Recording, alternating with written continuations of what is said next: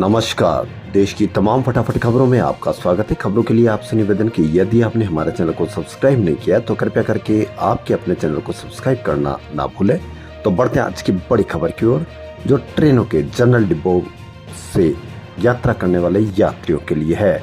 जी हाँ, ट्रेन में जनरल डिब्बों में यात्रा करने वाले यात्रियों के लिए बहुत अच्छी खबर। अब उन्हें टिकट खिड़की पर लंबी कतारों में नहीं लगना पड़ेगा, बल्कि सीधे मोबाइल से ही यात्री टिकट प्राप्त कर सकेंगे। रेलवे ने साधारण श्रेणी में यात्रा करने वाले यात्रियों को आसान टिकट सुविधा प्रदान करने के लिए यूटीएस ऑन मोबाइल ऐप में अहम बदलाव किया है।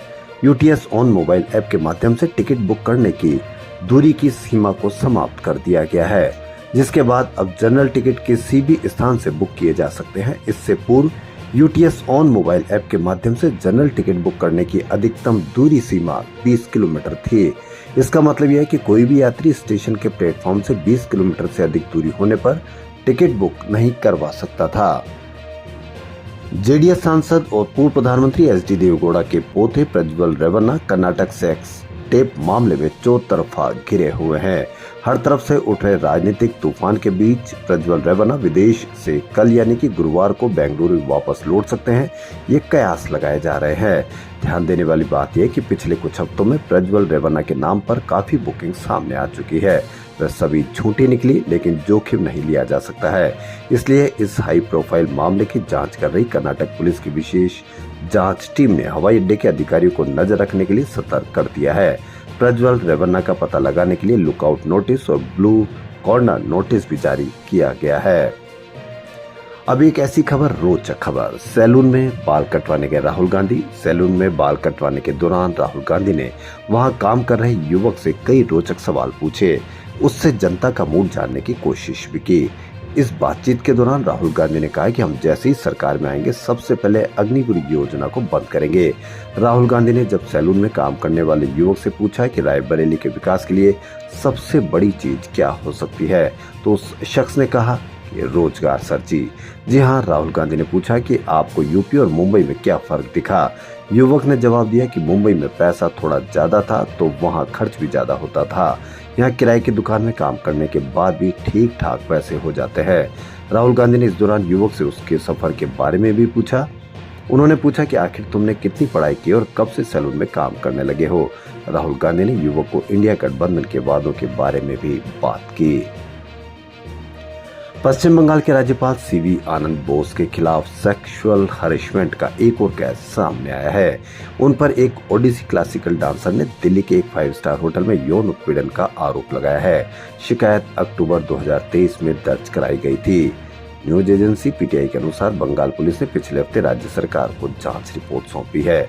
14 मई को मामला सामने आया। ओडिसी डांसर ने अपनी शिकायत में बताया कि विदेश यात्रा से जुड़ी दिक्कतों को लेकर राज्यपाल से मदद मांगने गई थी। जांच रिपोर्ट में दावा किया गया है कि सीसीटीवी फुटेज में राज्यपाल के होटल में एंट्री और एग्जिट का समय महिला ने अपनी शिकायत में जो समय बताया था वह एक है।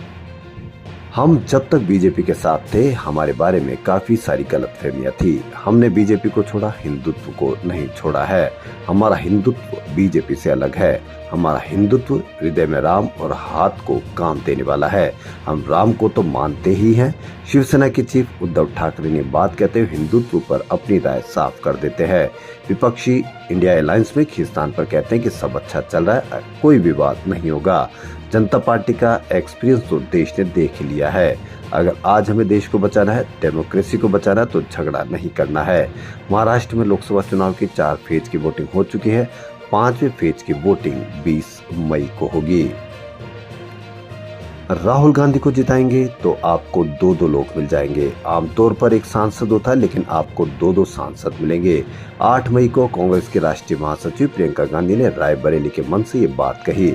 उसके मायने निकाले जाने लगे कि अगर राहुल गांधी रायबरेली और वायनाड से जीते तो रायबरेली से प्रियंका उपचुनाव लड़ेगी।